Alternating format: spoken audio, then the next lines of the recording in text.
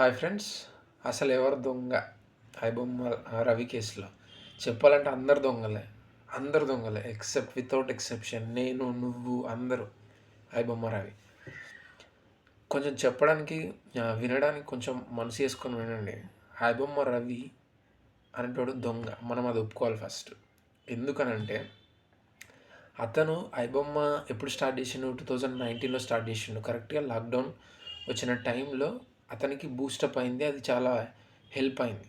దానివల్ల అతను చాలా సంపాదించుకున్నాడు. అరౌండ్ ఒక 20 crores వరకు సంపాదించుకున్నాడు.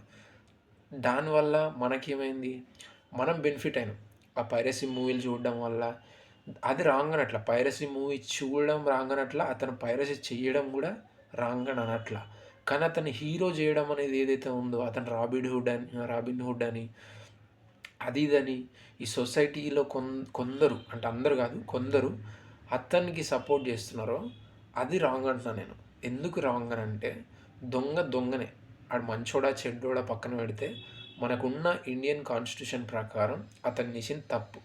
ఓకే, తప్పు అని అంటే మళ్ళీ తప్పులో 2-3 రకాలు ఉంటాయి. మోరల్గా అండ్ కాన్స్టిట్యూషన్గా. ఇప్పుడు మనం చూడడం కూడా తప్పే, బట్ మనం చూస్తున్నాం. ఆ తప్పు కిందకే వస్తుంది. కానీ ఇప్పుడు అది లాలో లేదు. నువ్వు పైరసీ చూస్తే తప్పు, నేను జైల్లో పెడతాం అనే చట్టం ఎక్కడా లేదు. సో అది మోరల్ తప్పు. సో అది ఏమంటారు, అంత అంత పెద్ద తప్పు, పెద్ద తప్పులాగా. బట్ అతను చేసింది పైరసీ. అది కాన్స్టిట్యూషన్ ప్రకారం, ఇండియన్ కాన్స్టిట్యూషన్ ప్రకారం అది రాంగ్. దానికి పోలీసులు పట్టుకున్నారు, శిక్ష చేస్తారు, అతను అనుభవిస్తాడు. ఏదైతే అతను 20 కోట్లు సంపాదించుకున్నాడో అడ్వర్టైజ్మెంట్ ద్వారా అవ్వచ్చు, దేని ద్వారా అయినా కూడా అతను పే చేయాల్సిందే, తప్పదు.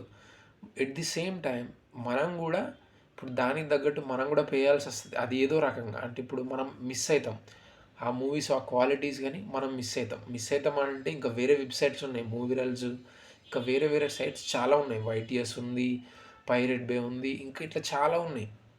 నా పాయింట్ ఏంటంటే, అతన్ని మనం హీరోలాగా చేయడం అనేది కరెక్ట్ కాదు. అదొక్కటే నా పాయింట్. చెప్పాలంటే అందరం దొంగలమే. ఎవరికి కావాల్సింది వాళ్ళు తీసుకోవడం, ఎవరు చూడాలనుకున్న చూస్తున్నాం. చూడడం కూడా రాంగ్ కాదు. బట్ అతను చేసిన తప్పుకి మనం ఇక వాడు చేసింది కరెక్టే అని మాత్రం చెప్పడం అయితే 100% కరెక్ట్ కాదు. ఎందుకనంటే వీరప్పన్ సమస్య ఇందులోకి ఎందుకు తీసుకొస్తున్నా అంటే, అతను కూడా చాలామంది హెల్ప్ చేసిండు. వాళ్ళ చుట్టుపక్కల కావచ్చు, వాళ్ళ రిలేటివ్స్ వాళ్ళకి కానీ మనీ ఇవ్వడం, ఇలాంటివి ప్రతి ఒక్కరు చేసి. దొంగ అనేటోడు ఓన్లీ వాడొక్కడే పెట్టుకోలేడు కదా. అర్థమైందా? వాని పక్కన ఉన్నోని కూడా పంచుతాడు. ఆ వాడు 10 మందికి పంచితే ఐబొమ్మరావు అనేటోడు వాని వ్యాపారమే వేరే కస్టమర్సే కాబట్టి వాళ్ళకు కూడా వీడు ఫ్రీ ఎంటర్టైన్మెంట్ ఇచ్చిండు. కానీ అట్లయినంత మాత్రాన వాడు పెద్ద దేవుడైతే అయిపోడుగా. 100% ఐబొమ్మ రవి తప్పు చేసిండు. అతని శిక్ష అనుభవించడా అనేది మనం ఫ్యూచర్లో చూడాలి. అతను ఎన్ని మూవీస్ చేసిండు తెలుసా? దగ్గర దగ్గర నేను ఇందాక ఇంటర్నెట్లో చూస్తే 21,000 మూవీస్, అంటే ఆల్ లాంగ్వేజెస్ కలిపి అన్ని మూవీస్ పైరేట్ చేసిండు.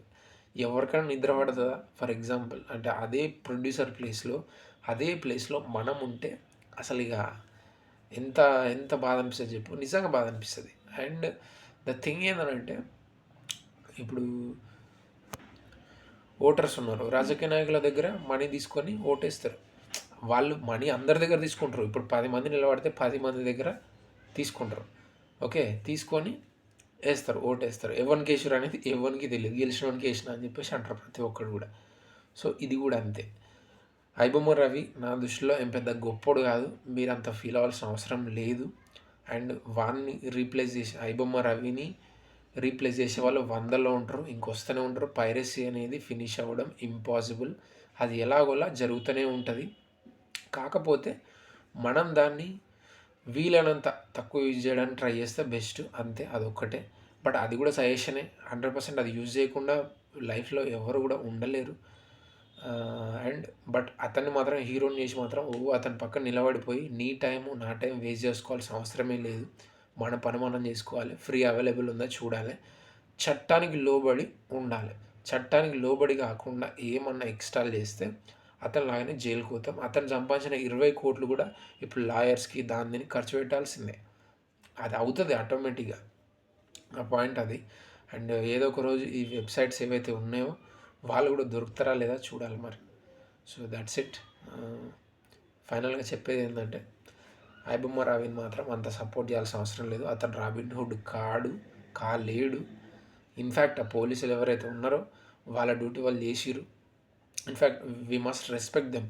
ఎందుకంటే ఇలాంటిది ఇప్పుడు ఐబొమ్మ రవి ఒక మూవీని పైరసీ చేసినోడు, రేపు మీ మొబైల్లో కొన్ని సీక్రెట్స్ ఉంటాయి, కొన్ని వీడియో కాల్స్ చేస్తాం, ఆడియో కాల్స్ చేస్తాం, వీడియోలు షేర్ చేసుకుంటాం. ఓకే, ఇవన్నీ కూడా ఏదో ఒక రోజు ఇలాంటి వాళ్ళను పోలీసు వాళ్ళు కనుక పట్టుకోకపోతే ఎగ్జిస్టెన్స్కి అర్థమే ఉండదు.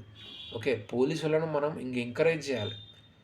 ఓకే, అంతేగాని ఇంకా వాళ్ళని పోలీసులు పట్టుకున్నందుకు వాళ్ళని తిట్టడం ఇలాంటిదైతే కరెక్ట్ కాదు. We must respect our constitution. దానికి మనం స్టాండ్ అయి ఉండాలి.